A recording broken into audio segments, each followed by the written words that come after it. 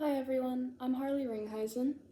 And I'm Alex Fields. We are student researchers at Georgia Southern University presenting our findings from our study on class year differences in college students. Specifically, we'll be focusing on our second hypothesis, autonomy, relevant to class year. Autonomy is an important part of life, and especially the college experience.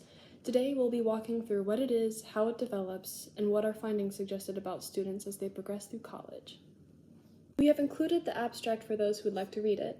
The important highlights from today's presentation is how autonomy, or learning to be independent, changes as students move from different class years.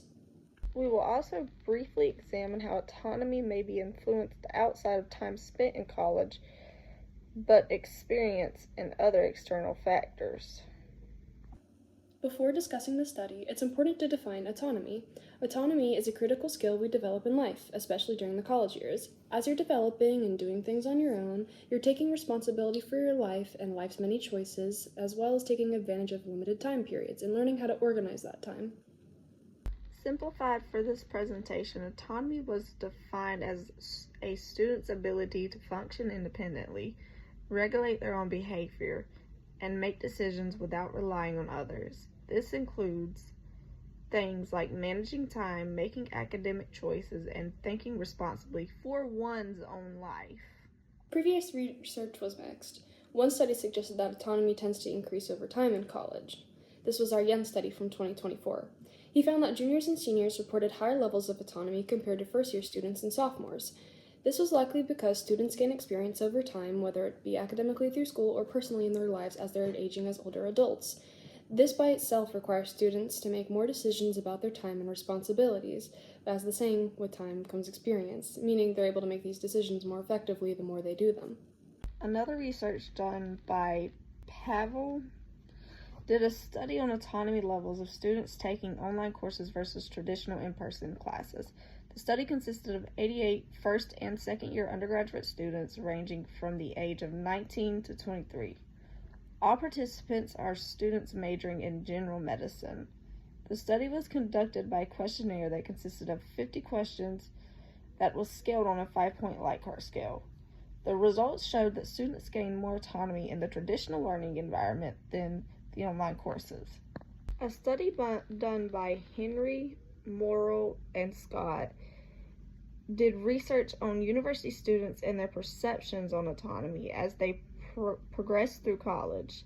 The study was conducted by a survey on students' perception of their autonomy that consisted of 636 students for a 2-year time period. The survey consisted of 12 questions that are related to students' autonomy levels on a 5-point Likert scale.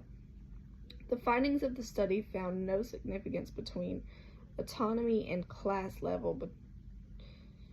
Between the two surveys, each participant's level of autonomy didn't increase, but there was a significance between gender and autonomy levels. The male students had higher levels of autonomy than the female students. Despite this helpful information, there were several things within these research studies that haven't been examined, causing some limitations in the existing research. Very few studies actually looked at autonomy outside of learners' autonomy, meaning academic adjustment, instead of independence, which in itself limits autonomy to academics rather than everyday life. The few studies that do examine autonomy in terms of independence focused only on specific populations, like students from a single university or major, which limits those studies' generalizability too. Additionally, other variables such as resources or environment were completely absent from most studies, which require further examination even past our study too. Some more limitations of previous studies have to be the way autonomy is described, making it hard to develop an accurate questionnaire on autonomy. Trying to actually find how autonomy is developed academically is a hard study due to factors like maturity and outside factors. The amount of time it would take to develop accurate results would take a while to develop. This would definitely be a study worth keeping up with and expanding the research on how autonomy is developed academically and outside of academics. Based on our previous literature and the desire to add to it, our hypothesis predicted that autonomy levels would differ across at least one or more class years. To test our hypothesis, we used a data sample of 1,894 college students using the Booster Wickline College Adjustment Test. Participants were recruited through convenience sampling, primarily from Georgia Southern University. Of the sample, the majority of participants were European or Caucasian American. The sample was also largely made up of participants identifying as cisgender females, and many being first-year students. Please keep this in mind when interpreting the results. Students were presented with 8 items, in which 4 of them were reverse scored, meaning a higher score indicated lower feelings of independence. Example statements include, "I enjoyed taking control over my life," and "I find it difficult to be on my own in college." Students would then indicate on their agreement of these statements using a Likert ordinal scale of 1 to 5, with higher scores indicating greater autonomy or independence. The scale demonstrated strong reliability with a Cronbach's alpha of 0.83, indicating that the items consistently measured the same construct.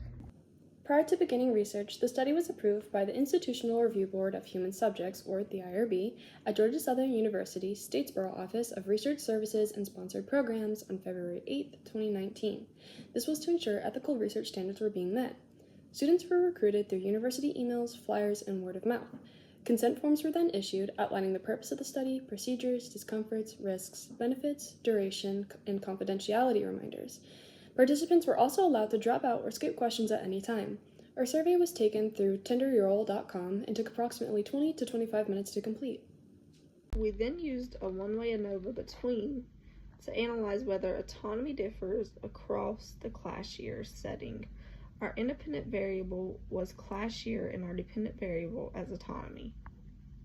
Our results showed a significant difference in autonomy between first years with a mean of 3.64 and a standard deviation of 0.71, sophomores with a mean of 3.73 with a standard deviation of 0.71, juniors with a mean of 3.84 standard deviation with a standard deviation of 0.70, seniors with a mean of 3.83 and a standard deviation of 0.66, and others with a mean of 3.66 with a standard deviation of 0.73.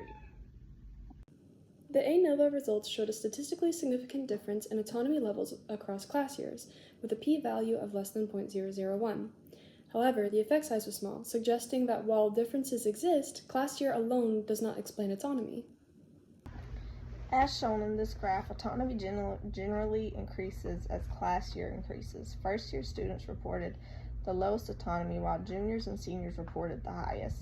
The pattern suggests a development trend across college years. Due to significance, a post hoc was run. We used a LSD procedure for flexibility that revealed that first-year students had significantly lower autonomy than all other groups. Juniors reported higher autonomy than sophomores. However, there was no significant difference between juniors and seniors. This suggests that autonomy increases early on, but may level off later in college. These findings suggest that autonomy develops over time as students gain experience managing their academic and personal lives, with the biggest growth appearing between first years and juniors.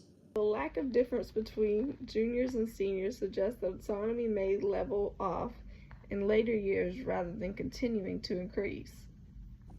One limitation of this study is the use of convenience sampling from a single university, which limits generalizability. Additionally, the sample lacked diversity and the use of self-report measures, which may introduce bias in how students perceived their autonomy. These findings suggest that universities should focus on supporting first-year students in developing autonomy early on. This could be done through programs or workshops that teach time management, decision-making, and self-regulation to help students adjust more effectively in their college experience. Skill-building workshops would not only help students be better prepared for their academic success in college, but life around college and afterwards. In conclusion, autonomy increases as students progress through college. Though this growth is not entirely linear, the most significant development tends to happen between first years and juniors, but levels off between later years.